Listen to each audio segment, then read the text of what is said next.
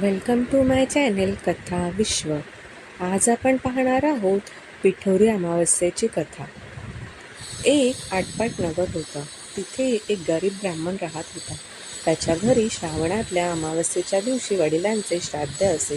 इकडे दरवर्षी काय होई, ज्या दिवशी श्राद्ध त्या दिवशी सकाळपासून त्याच्या सुनेचे पोट दुखू लागे व ब्राह्मण जेवायला बसण्याची वेळ येईस सून बाळंत होऊन पोर मरून जाई. असे झाले म्हणजे ब्राह्मण तसेच उपाशी जात. असे 6 वर्ष झाले. 7व्या वर्षीही तसेच झाले. तेव्हा सासरा रागवला. ते मेलेलं पोर तिच्या ओटीत घातले, तिला रानात हाकलून लावले. पुढे जाता जाता ती एका मोठ्या अरण्यात गेली. तिथे तिला एक झोटिंगाची बायको भेटली. ती म्हणाली, बाई, तू कोणाची कोण? इथे येण्याचे कारण काय? आलीस तशी लवकर जा, नाहीतर माझा नवरा झोटिंग येईल आणि तुला मारून खाईल. तेव्हा ब्राह्मणाची सून म्हणाली, तेवढ्या करताच मी इथे आले आहे. झोटिंगाची बायको म्हणाली, बाई, तू इतकी जीवावर उदार का? तशी ब्राह्मणाची सून आपली हकीकत सांगू लागली. ती म्हणाली, एका ब्राह्मणाची मी सून.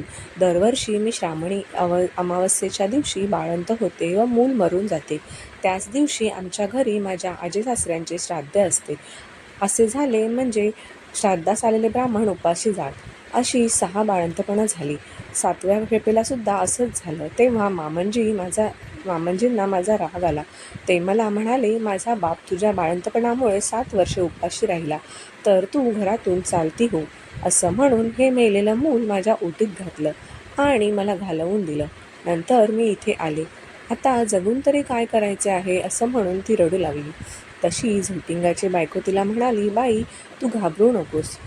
अशीच थोडी पुढे जा. तिथं तुला एक शिवलिंग दृष्टीस पडेल. बेलाचं झाड लागेल. तिथे एका झाडावर बसून राहा. रात्री नागकन्या, देवकन्या, 7 अप्सरा बरोबर येऊन तिथे पूजेला येतील. पूजा झाल्यावर खीरपुरीचा नैवेद्य दाखवतील आणि अतिथी कोण असं म्हणून विचारतील. असे झाल्यावर मी आहे म्हणून म्हण. त्या तुला पाहतील, कोण कोटची म्हणून चौकशी करतील. तेव्हा तू सगळी हकीकत त्यांना सांग. ब्राह्मणाच्या सुनेने बरं म्हटलं. तिथून उठली, पुढं गेली. तो एक बेलाचे झाड पाहिले. तिथेच उभी राहिली. इकडे तिकडे पाहू लागली. तो जवळच एक शिवलिंग दृष्टीस पडले. तशी ती शेजारच्या झाडावर बसून राहिली. इतक्यात रात्र झाली. तशी नागकन्या, देवकन्या आणि 7 अप्सरांच्या स्वाऱ्यासुद्धा आल्या. त्यांनी शिवलिंगाची पूजा केली, नैवेद्य दाखविला आणि अतिथी कोण म्हणून विचारले. त्याचबरोबर ती खाली उतरली. मी आहे म्हणून म्हणाली. तेव्हा सगळ्यांनी मागे पाहिलं. त्यांना आश्चर्य वाटलं. तिची कोण कुठली म्हणून चौकशी केली. तिनं सर्व हकीकत सांगितली. नागकन्या, देवकन्यांनी तिच्या मुलाची चौकशी केली. तेव्हा अप्सरांनी ती दाखवली. पुढे त्यांना तिच्या 7 मुलांना जिवंत केलं आणि तिच्या हवाली केलं.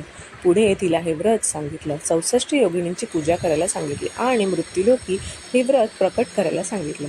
तशी तिने विचारलं, ह्याने काय होतं? अप्सरांनी सांगितलं, हे व्रत केले म्हणजे मुलंबाळं दगावत नाहीत, सुखासमाधानात राहतात. पुढे ती त्यांना नमस्कार करून निघाली. ती आपल्या गावात आली. लोकांनी हिला पाहिलं. ब्राह्मणाला जाऊन सांगितले, भटजी, तुमची सून घरी येते आहे.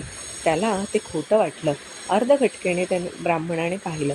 तो मुलंबाळा दृष्टीस पडू लागली. पाठीमागून सुनेला पाहिलं. तसा उठला, घरात गेला. मुठभर तांदूळ, तांब्याभर पाणी आणलं. तांदूळ मुलांवरून, सुनेवरून ओवाळून टाकून दिले. हातपाय धुवून घरात आला. सर्व हकीकत सुनेला विचारली. तिनं ती सारी सांगितली. पुढे सर्वांना आनंद झाला आणि मुलाबाळांचंही सुखाने ती नांदू लागली. ही 60 उत्तरांची कहाणी 5 उत्तरी सुफळ संपूर्ण. धन्यवाद. आपल्या चॅनेलला सबस्क्राईब केलं नसेल तर लवकरात लवकर सबस्क्राईब करून घ्या आणि अशाच नवनवीन व्हिडिओसाठी लाईक, शेअर आणि कमेंट करायला देखील विसरू नका. धन्यवाद.